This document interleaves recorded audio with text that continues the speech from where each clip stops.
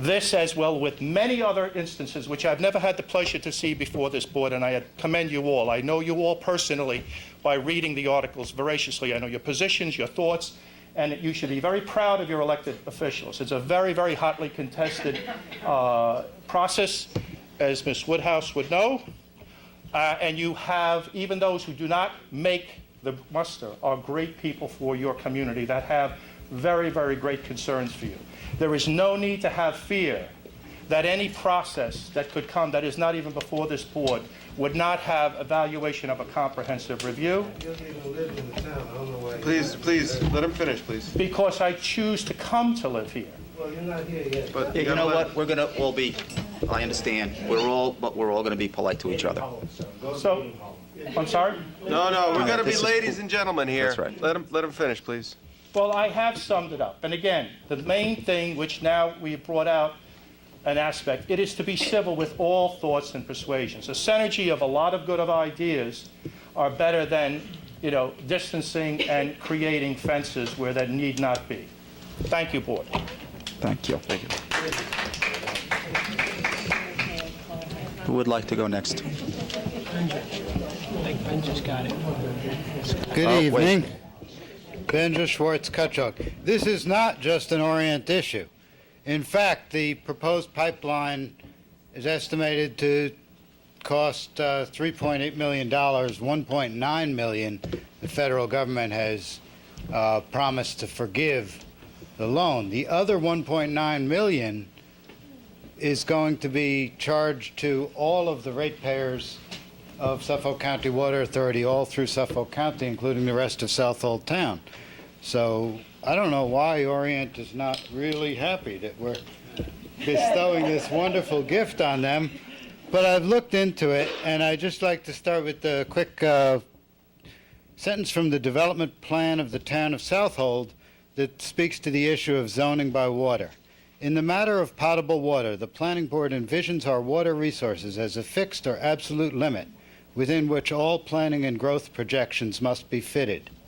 This was the reason for our zoning and limits on population density.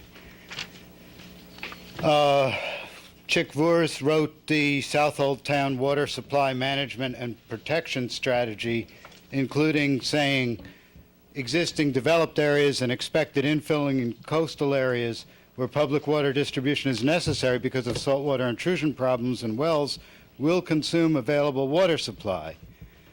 So we don't have unlimited water. At one point in 2004, the Shelter Island newspaper quoted the Deputy CEO for Operations of Suffolk County Water Authority saying public water opens up the potential to build on previously non-buildable lots. So the concern that development accompanies the advent of public water is there, and rightly so. Now, just to clear up, somebody mentioned today Suffolk County Water Authority was a nonprofit corporation. It's not. It's a public benefit corporation. That doesn't mean it represents the public interest. We'll get into that. But one thing it does mean is that it is considered a government agency, not for the purposes of the National Environmental Act, but the State Environmental Quality Review Act. The Suffolk County Water Authority is looking for work right now. In its 2010 Statement of Organizational Goals and Objectives, it wrote, the prospects for future growth and revenue have flattened.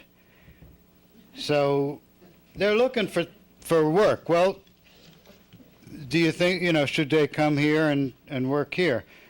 I don't know, but the idea, because they're called a public benefit corporation, that doesn't quite jibe with another statement in that same 2010 Statement of Goals and Objectives, which is on their website. It says that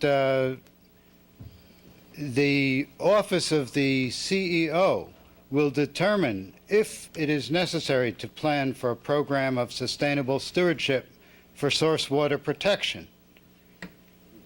It may be time for Suffolk County Water to step up its own planning, oversight, education, and investment in source water protection. Suffolk County Water Authority needs to look through intelligent foresight at the available options for the short and long term and put in place sustainable management techniques to inure to the benefit of bondholders and ratepayers for years to come. Well, if you're not a bondholder or a ratepayer, then it doesn't seem like that you're included in the thing.